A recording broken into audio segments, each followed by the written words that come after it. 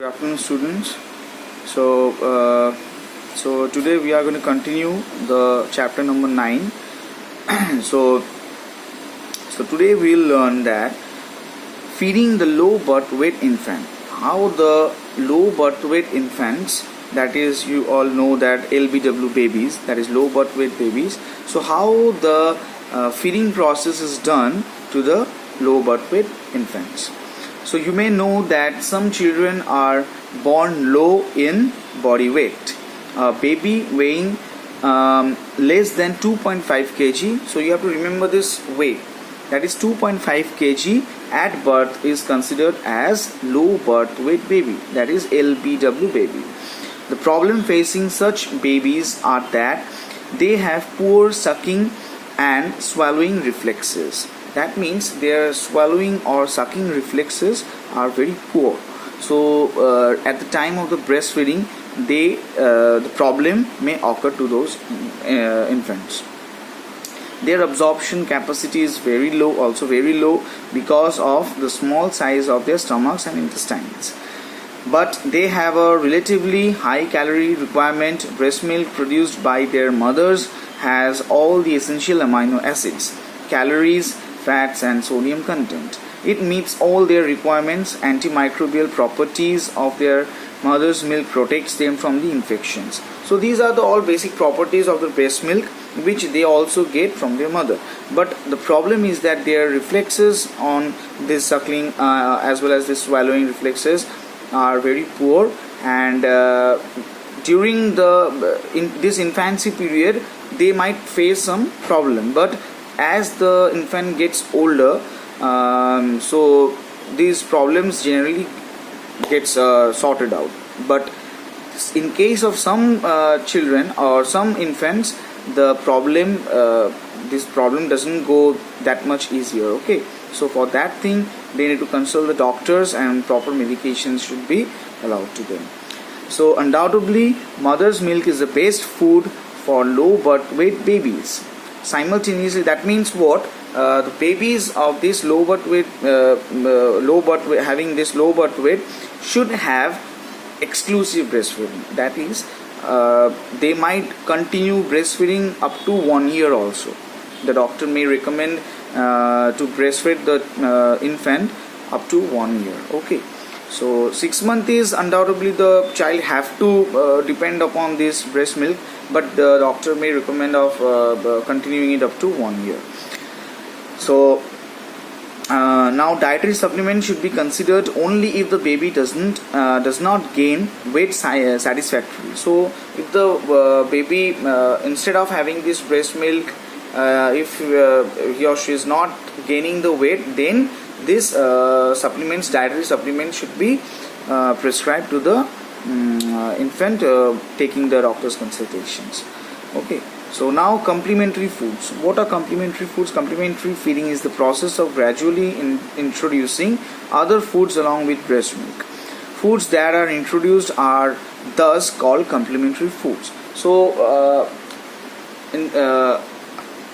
now at the starting of the feeding process of the child or in the infant, he or she is having this breast milk. Now after, in spite of having this breast milk, the child should be introduced, or the child should be given a little amount of the outside food, which are also called as the complementary food, which are the different food materials which are given to this child. Now what are these? Foods that are introduced are thus called these complementary foods. These can be introduced by 6 months of age. Means after completing the 6 months of age, this complementary feeding can be started.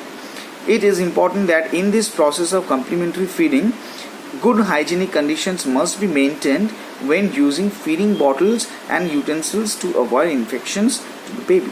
So since the babies, they are highly infectious, they can be infected easily by different microorganisms. So for that reason, proper hygienic and sanitation should be maintained while applying this complementary feeding. or these bottles also should be washed properly with warm water. Okay. Now, in order to ensure the fulfillment of the nutritional needs of the infants, complementary food should be calorie dense and should provide at least 10% of the energy as proteins. Okay, so now this complementary foods, it should be dense in calorie. Okay, so it should be having high calorie, and with that it should be having 10% of the energy as protein. So as compared to the protein, it should be also having 10% of that protein.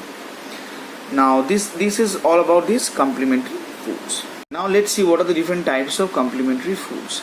So the complementary foods can be classified in these three types, that is the liquid complements, the semi-solid complements which can be introduced by 5 to 6 months, and the solid complements which is by 10 months to 1 year when the baby cuts teeth. So when the baby's teeth emerges, then this solid complementary foods can be introduced to the baby.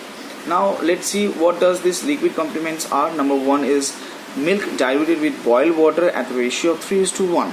So the milk with water, it is diluted with the milk is diluted with the water, and the milk should be taken three part of this ratio, and the water should be 1. So at the ratio of 3:1, this milk is diluted and given to the baby, and after that, after few weeks, this undiluted milk can be introduced to the baby. Then this dilution with water is not needed, because at preliminary stage the baby should be adjusting well with this complementary milk. Okay. Now comes to the second part, that is citrus juices. So citrus juices, you all know that lemon juices starting with 5 ml at 4 months. So before 4 months, okay, the citrus juices is given to the child.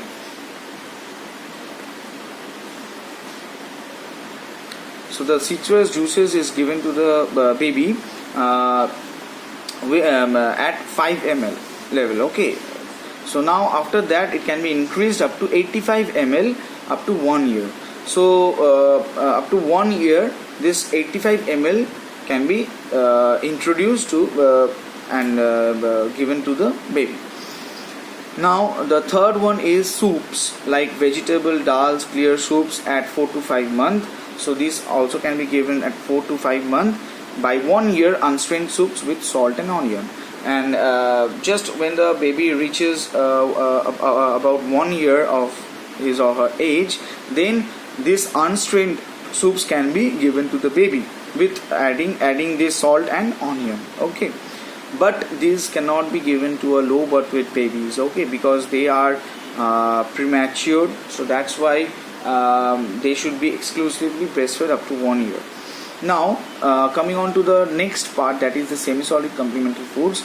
It includes the well cooked and mashed vegetables. The vegetables and well cooked boiled vegetables and other vegetables, they can be mashed properly and can be introduced to the baby. Second one is the pulses and the cereals. So how pulses and cereals, they also are given in the same process. They also should be well cooked separately or in combinations. Milk and sugar may be added. So milk and sugar may be also added to these pulses and cereals and can be introduced to the baby. The third one is egg yolk. By 7 months, starting with half teaspoon to 1 full egg yolk by 1 year. So by 1 year, 1 whole egg can be given, but starting with 1 spoon only. Now the fourth one is minced and cooked meat and fish. So as the baby adjusts with this complementary food, now comes the fish or meat. It is given at last part when the baby adjusts all these three. Now what are these? Minced and well chopped or minced cooked meat and fish can be introduced, and to be introduced later by end of 1 year. So at the end of 1 year or after completing 1 year, this meat and fish can be introduced to the baby. Now coming on to the solid complements, those are dals, cereals, minced meat cooked in various combinations, raw salad and fruit as finger foods. So as the baby, when the baby have this solid complements, that means it is the baby is almost or crosses 1 year. So now these dal cereals, they can be minced or they can be well boiled. Fully mashing is not complementary. Minced meat cooked in various combinations, okay, can be given to the baby. Raw salad and fruit as finger foods. So now this raw salad, you can also give a whole cut lemon piece and you can give it to the baby so that he or she can have this lemon. Now raw salad, you can give cucumber, because solid complements are only given when the teeth emerges to baby. Okay. Now these are all you go through this different types of complementary foods. What are the three different types of complementary foods and how the foods are introduced in these combinations. Now some low cost complementary foods are I'll give you the picture of this. Now these are different low cost complementary foods. Okay, the list of these food complement are given here. So number 1 is Indian multipurpose flour and malt food, Balahar, Win Food, Poshak, Amutham, Amritham. So these are the different combinations in which ratio the different food ingredients are kept in these different kinds of complementary foods are also given in the bracket. You can go through this. All these foods are prepared from locally available cereals which are roasted and mixed in relevant proportions as shown. So these locally available cereals are roasted and mixed in relevant proportions as shown in this bracket. Seasoned and fortified with vitamins and calciums. So these are also fortified with fortification, you all know, adding the different kinds of extra vitamins or minerals to any food is what we call fortification. So it is also fortified with different vitamins and calcium as mineral.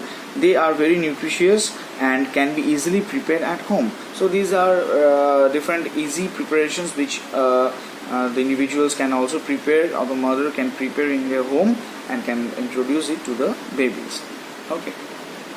So now let's see the different guidelines for this complementary feeding. So these are the different guidelines which should be maintained at the time of application of these complementary foods. So number 1, it is said that only one food should be introduced at a single time. So now there should not be any hesitation of application of the different kinds of complementary foods altogether. Okay, so one at a time is taken.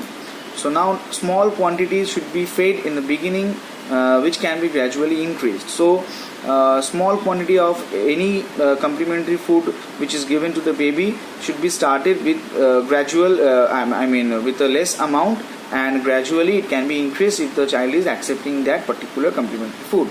So now do not force if the child dislikes any food.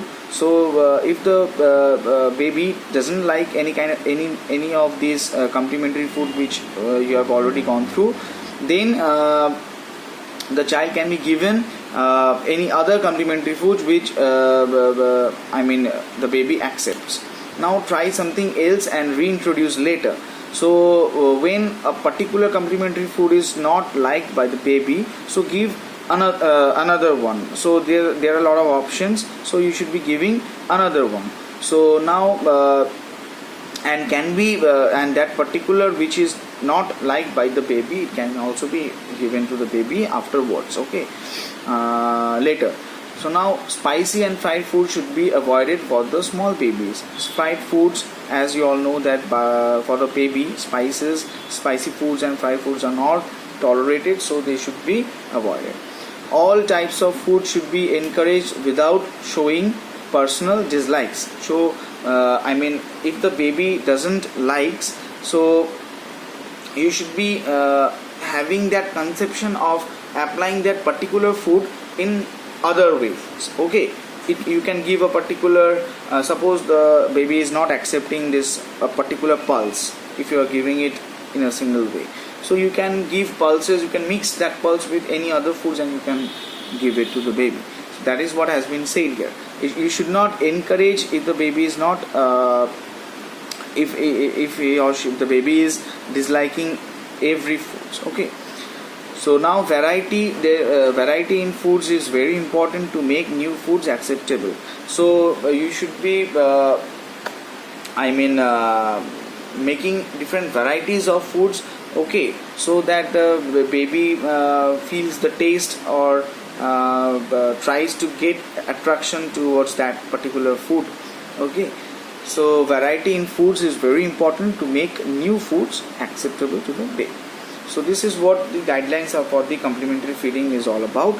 So this class is up to this only, guidelines for different complementary foods. You go through this, and we are going to start with immunization in our next class, okay.